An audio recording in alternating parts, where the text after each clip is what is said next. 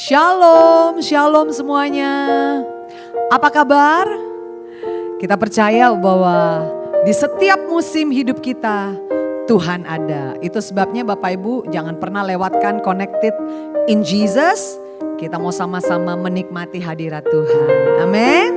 Mari kita siapkan hati kita.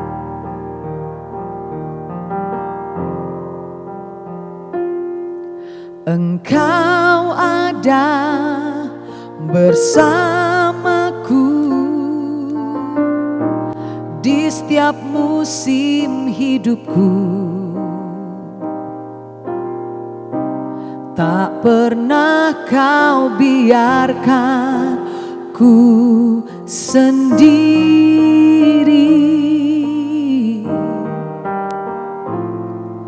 Kekuatan di jiwaku adalah bersamamu. Tak pernah ku ragukan kasih-Mu. Sama-sama bersamamu Bapa, ku lewati semua perkenanan-Mu yang teguhkan hatiku. Engkau yang bertindak, memberi pertolongan. Anugerah-Mu besar melimpah bagiku.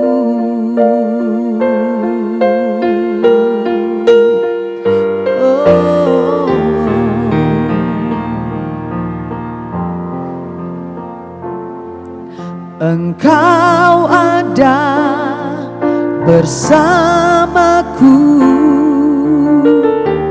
di setiap musim hidupku. Tak pernah kau biarkan ku sendiri.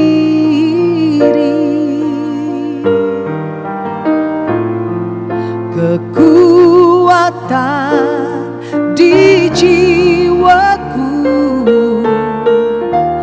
adalah bersamamu. Amin.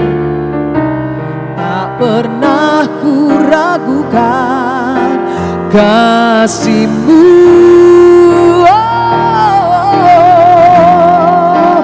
Bersamamu Bapa, ku lewati semua perkenanan-Mu yang teguhkan hati kami, yes. Oh, Engkau yang bertindak, memberi pertolongan. Amin. Anugerah-Mu besar melimpah bagiku.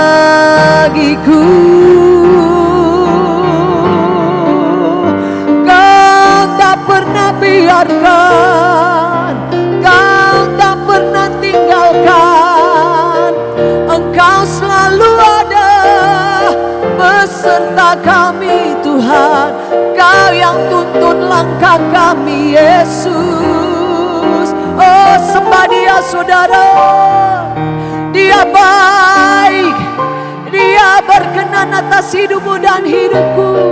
Dia ada, Dia Immanuel beserta kita. Haleluya.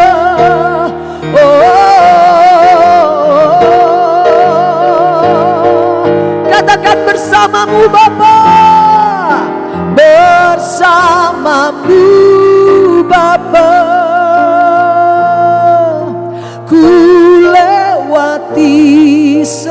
semua perkenananmu yang teguhkan hatiku. Katakan engkau yang bertindak, engkau yang bertindak, memberi pertolongan. Anugerahmu, anugerahmu besar melimpah bagiku. Katakan bersamamu, bersamamu Bapa, ku lewati semua perkenananmu yang teguhkan hatiku. Katakan, engkau yang bertindak, memberi pertolongan. Haleluya. Anugerahmu besar melimpah bagiku.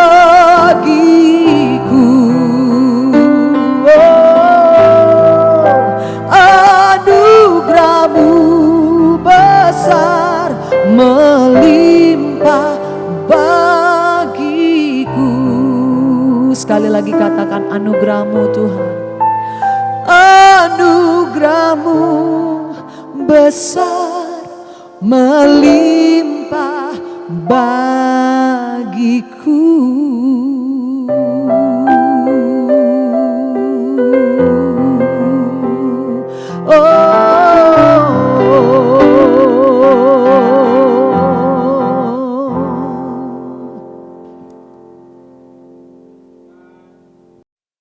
Haleluya, haleluya, puji Tuhan. Selamat berjumpa lagi dalam program Connective in Jesus atau terhubung dengan Yesus.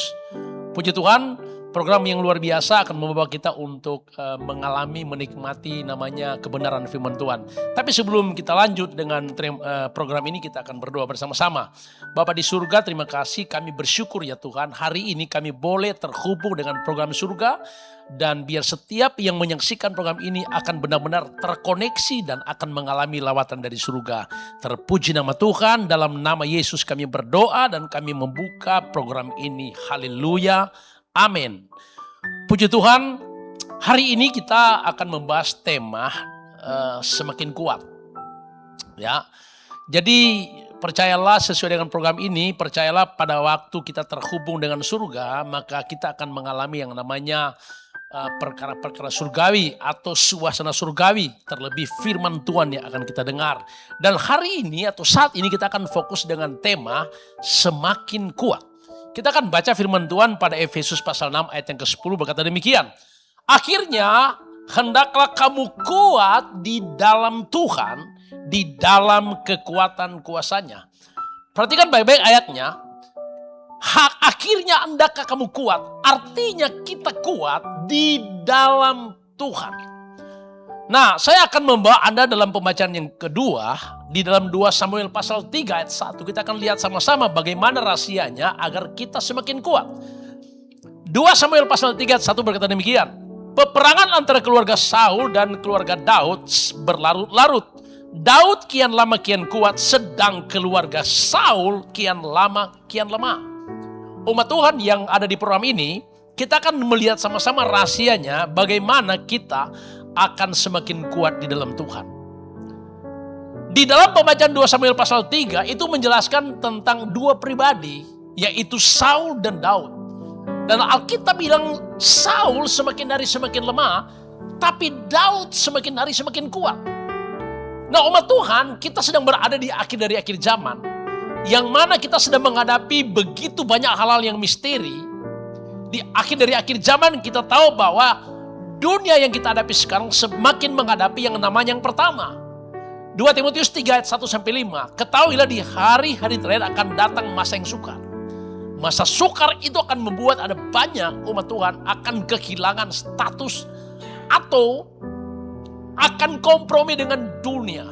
Di mana Alkitab katakan dunia ini sedang berada di bawah kuasa si jahat. Dan di samping keadaan dunia semakin sukar, maka gereja akan mengalami yang namanya disucikan, dimurnikan, dan diuji. Daniel 12 ayat yang ke-10. Nah, ketika Tuhan datang dengan proses penyucian, dengan proses disucikan, dimurnikan, maka gereja itu akan senantiasa menghadapi yang namanya satu pembentukan untuk mengalami yang namanya kehidupan yang rohani akan timbul seperti emas ketika dia lulus dalam proses penyucian itu. Dan yang ketiga, gereja akan menghadapi yang namanya dunia akan menghadapi nabi-nabi palsu, guru-guru palsu, dan akan ada banyak antikris akan muncul. Saudara diberkati Tuhan, ketika ini semua kita hadapi, maka sesuai dengan tema hari ini kita harus semakin kuat. Nah, ada dua pribadi di sini yang akan senantiasa kita lihat. Kenapa Saul semakin lemah dan kenapa Daud semakin kuat. Pada pembacaan 1 Samuel 15, kita perhatikan baik-baik. Di situ menceritakan tentang Tuhan memerintahkan untuk Saul pergi mengalahkan musuh. Dan pada waktu Tuhan memerintahkan Saul pergi mengalahkan musuh pada 1 Samuel 15 ayat 1 sampai ayat 15. Maka Tuhan katakan begini, kamu pergi perangi musuh di kota itu. Rajanya harus dibunuh, semua yang ada di kota itu harus dimusnahkan. Bahkan seluruh hewan-hewan yang ada harus dimusnahkan. Pergilah Saul menjalankan perintah itu. Tapi ketika Saul tiba di medan perang, tiba di kota itu, dia tidak membunuh raja, dia tidak membunuh yang tambun, hewan yang tambun-tambun. Tapi justru yang tambun, yang berlemah itu yang dibunuh. Tetapi justru yang namanya yang kurus-kurus itu yang dibunuh oleh Saul. Tapi yang berlemah dia tidak membunuh, raja tidak membunuh, dia tidak bunuh. Dan Alkitab bilang, ketika Tuhan melihat apa yang dilakukan oleh Saul, maka menyesalah Tuhan. Dan Alkitab bilang, Tuhan mencabut kuasa pengurapan yang ada pada Saul. Karena Saul mengalami kelemahan di saat dia diperintahkan oleh Tuhan. Di akhir zaman juga sama. Gereja Tuhan kadang terjebak memiliki roh seperti Saul. Pertanyaannya, apa yang Saul lakukan sehingga Alkitab katakan Saul semakin lemah? Yang pertama, Tuhan perintahkan Saul untuk membunuh semua yang ada di sana. Tapi Saul tidak membunuh. Kenapa? Karena Saul melihat, mungkin dia berkata, ini terlalu baik untuk dipersembahkan kepada Tuhan. Karena ada hewan-hewan yang tambun, yang kelihatan baik untuk dipersembahkan kepada Tuhan. Tetapi sebetulnya itu melanggar perintah Tuhan. Tuhan memerintahkan Saul untuk melakukan yang benar, berkenan dan sempurna. Tapi Saul tidak melakukan yang diperintahkan oleh Tuhan. Di akhir zaman terlalu banyak gereja Tuhan mengalami kelemahan. Semakin lemah maksudnya. Kenapa? Karena mungkin mereka melakukan yang benar, tapi tidak berkenan kepada Tuhan. Harusnya yang dilakukan itu benar dan berkenan dan sempurna.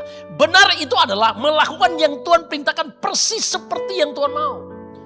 Tetapi Saul dia ketika dia ada di medan, di tempat dia diutus Tuhan untuk berperang, dia berubah pikiran. Artinya dimensi hidupnya mulai ada pada dimensi pola pikir. Dia berpikir dengan logika dimensinya. Di akhir zaman banyak gereja terjebak dengan namanya dimensi jiwa. Seharusnya kekristenan engkau harus berada pada dimensi roh. Dimensi roh itu berarti kita berada dalam tuntunan tawanan Roh Kudus sehingga melakukan yang benar, berkenan dan sempurna. Selanjutnya apa yang jadi kelemahan daripada Saul? 1 Samuel 18 menjelaskan bahwa ketika Daud dan Saul pulang berperang, maka putri-putri Yerusalem nyanyikan lagu. Saul mengalahkan beribu-ribu, tapi Daud mengalahkan berlaksa-laksa. Saat Saul mendengar itu, hatinya jadi panas. Artinya hati Saul mulai rusak karena dia berpikir dia akan disaingi. Akhir zaman banyak kekristenan itu mengalami kelemahan. Itu kenapa? Karena hati sudah rusak. Menganggap berpikir jabatanku akan diambil. Dia sudah tersaingi. Dan akhir zaman kekristenan terjebak dengan pola seperti ini. Menganggap bahwa nanti jabatanku akan diambil. Mulai hatinya membusuk. Mulai hatinya mulai berpikir kotor dan jahat. Dan disitulah kelemahan daripada Saul. Umat Tuhan, kita diajar Tuhan untuk tidak memiliki spirit seperti Saul. Yang turun pada dimensi di mana berada pada dimensi jiwa, dia memikirkan yang dia mau, yang dia pikirkan. tapi tidak memikirkan apa yang Tuhan mau. Dan yang kedua, hati yang sudah tercemar. Oke, kita lanjut kepada Daud. Kenapa Daud semakin kuat? Alkitab mencatat Daud itu semakin kuat. Itu dimulai dari mana? Karena Daud mempunyai kebiasaan ilahi. Saudara tahu, ketika Tuhan memberitakan Samuel pada 1 Samuel pasal 17, Tuhan memberitakan Samuel, pergilah engkau pada keluarga Isai, karena aku telah menemukan hambaku yang berkenan di hatiku, kata Tuhan. Waktu Nabi Samuel pergi kepada keluarga Isai, dia tidak menemukan siapa yang akan dipilih oleh Tuhan. Pada saat itu Nabi Samuel berkata kepada Isai, masihkah ada anakmu yang lain? Isai berkata, masih ada. Di mana? Dia sedang mengembalakan kambing dan domba. Kata sedang mengembalakan kambing domba, itu berarti Daud sedang melakukan kebiasaan ilahinya. Apa kebiasaan ilahi daripada Daud? Daud mengembalakan kambing domba ayahnya. Dia punya kebiasaan adalah suka memuji dan menyembah Tuhan. Dia suka menyenangkan hati Tuhan. Daud tidak dikenal oleh banyak orang, tapi hanya Tuhan yang melihat hati Daud. Kebiasaannya dia suka menyembah, dia suka menyenangkan hati Tuhan. Saudara, kekuatan kita akhir zaman adalah miliki yang namanya kebiasaan ilahi, yaitu kita suka menyembah, suka menyenangkan hati Tuhan. Saudara, setelah engkau jadi anak Tuhan, berarti kita sudah punya kehidupan, kita sudah mempunyai prinsip hidup, prinsip surga. Sudah punya pola hidup, pola surga. Terlebih sudah punya kebiasaan surga, yaitu kita punya gen dari surga, punya kebiasaan suka menyenangkan, suka menyembah. Pada waktu kebiasaan itu hilang, maka kita akan terseret dengan tipuan iblis. Daud punya kebiasaan itu. Karena itu Tuhan melihat bahwa dia menyenangkan hatiku. Aku telah menemukan hambaku yang berkenan. Maka dipanggillah Daud. Setelah Daud dipanggil, Alkitab katakan Samuel mengurapi Daud. Dan Alkitab bilang sejak hari itu berkuasalah roh Tuhan atas Daud. Daud di samping punya kebiasaan ilahi, maka dia juga punya pengalaman ilahi. 1 Samuel pasal 17 ayat 34-37. Ketika Daud tiba di medan perang, dia menghadapi namanya Goliat. Bangsa Israel takut mendengarkan suara Goliat yang besar, yang mengaun-ngaun. Tapi Daud ketika tiba di medan perang, dia tidak kecut mendengarkan suara Goliat. Karena dia tahu dia punya pengalaman. Bagaimana dia pernah mengalahkan singa dan beruang. Karena itu Daud berkata begini di tengah-tengah medan perang. Tapi dia tidak berperang waktu itu. Dia hanya datang ke situ, hanya melihat kakak-kakaknya di sana. Dan Daud berkata begini, siapa itu orang yang tidak bersunat, yang berani menantang pasukannya Allah. Saudara tahu orang yang punya kebiasaan ilahi, punya pengalaman ilahi dengan Tuhan, dia tidak takut menghadapi apapun. Saudara, akhir zaman kita akan menghadapi Goliat-Goliat yang besar. Masa sukar, ya, keadaan dunia bergoncang. Menghadapi istri mungkin yang ya bukan penolong tapi menodong, itu adalah Goliat-Goliat. Menghadapi suami yang bukan takut Tuhan tapi takut istri, itu Goliat-Goliat. Ada banyak Goliat yang kita hadapi akhir zaman. Tapi Daud tidak lihat Goliat yang besar, tapi Daud punya pengalaman dengan Tuhan yang besar. Karena itu kita semakin kuat karena punya pengalaman ilahi. Yang ketiga kita punya keberanian ilahi. Saudara berkata itu Alkitab berkata, Daud berkata, aku menantangi engkau dengan pedang dan tombak. Aku mendatangi engkau dengan nama Tuhan semesta alam. Kita punya Tuhan, kita punya Yesus yang besar dan luar biasa. Karena itu hari ini dengan tema semakin kuat. Marilah kita menjadi gereja yang semakin kuat.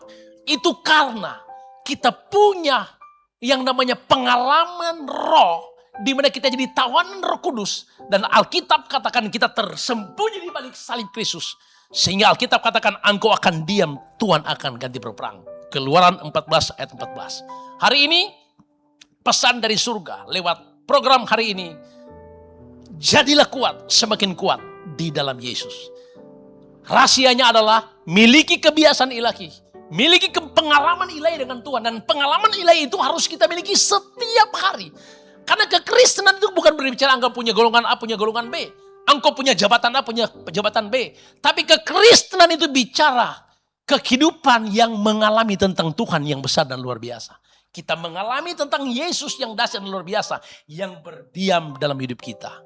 Kesimpulannya adalah, bagaimana rahasianya? Jaga hidup kita. agar tidak tercemar dengan dunia. Miliki yang namanya kekuatan kuasa dari surga. Alkitab katakan, jagalah api itu untuk tetap menyala. Imamat pasal 6 ayat yang ke-12. Karena Alkitab katakan, jika rohmu menyala-nyala, engkau akan layani Tuhan. Engkau akan bergerak, engkau akan terus bergerak bersama dengan Tuhan. Dan hari ini pesan firman Tuhan, biarlah kita semakin kuat, jaga hidup kita untuk tidak tercemar. Dan jaga api itu tetap menyala. Kemurnian hidup, ketulusan hidup, dan yang terpenting adalah lakukan bagian kita dengan apa yang Tuhan percayakan, karunia talenta yang ada pada kita. Lakukan itu untuk menyenangkan hati Tuhan. Alkitab katakan, maka dengan demikian engkau akan lihat, engkau akan semakin kuat di dalam Tuhan. Engkau akan semakin bergerak bersama dengan Tuhan. Dan intinya Yesus Kristus adalah segala-galanya buat kita. Dia kekuatan kita, dialah kemenangan kita setiap hari. Dan bersama Yesus kita akan lakukan perkara-perkara besar dan gagah perkasa. Haleluya, haleluya. Puji Tuhan, diberkatilah kita semua. Dan dengan demikian kita akan sama-sama akan berdoa. Bapa di surga, dalam nama Yesus, terima kasih Tuhan. Kami bersyukur buat program terhubung dengan surga, terhubung dengan Yesus Kristus. Nah hari ini Tuhan, siapapun yang ada di program ini pasti terhubung dengan surga, terhubung dengan kuasa pengurapan-Mu, terhubung dengan perkara surgawi. Sehingga hari ini Tuhan, yang lemah dikuatkan, yang sakit disembuhkan, yang terikat akan dibebaskan. Karena kami tahu program ini program yang membuat kami terhubung dengan perkara surgawi. Demi nama Yesus kami berdoa, mengucap syukur atas firman Tuhan. Haleluya, haleluya. Amin, amin. Puji Tuhan, dan kita akan tetap berjumpa dalam program yang sama. Dan kita akan terus menikmati firman Tuhan yang luar biasa dari Tuhan kita yang luar biasa. Haleluya. Amin.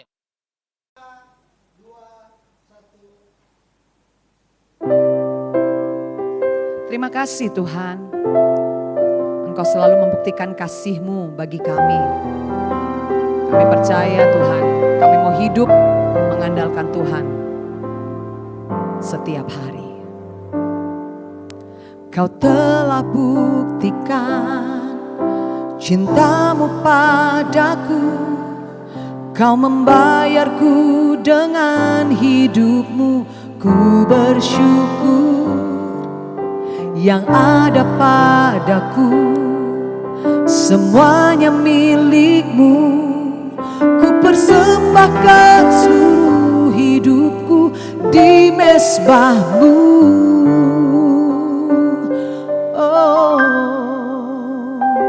hanya Kau yang menjadi tempat jawaban, hanya Kau tempatku berharap. Berjalan bersama-Mu, ku takkan goyah, sebab tangan kasih-Mu tersedia bagiku. Selamanya Kau ku cinta.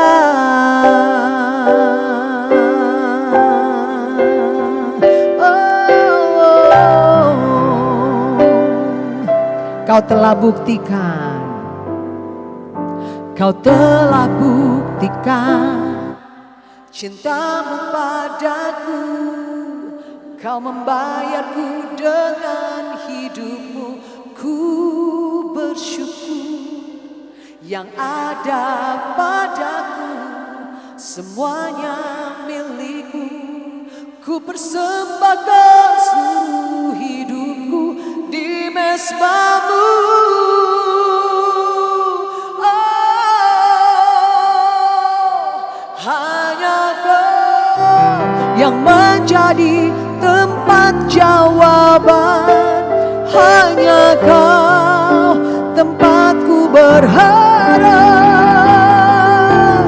Berjalan bersama-Mu, ku takkan goyah, sebab tangan kasih-Mu tersedia bagiku.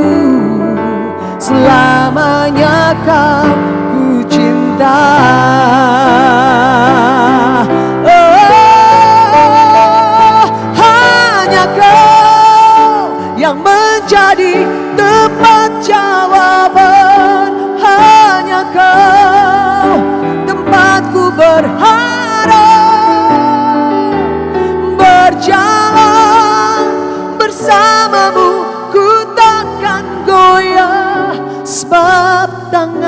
kasih-Mu tersedia bagiku. Selamanya Kau ku cinta. Sebab tangan kasih-Mu, katakan, sebab tangan kasih-Mu tersedia bagiku. Selamanya Kau ku cinta, selamanya, selamanya Kau ku cinta. Katakan, selamanya Kau ku cinta.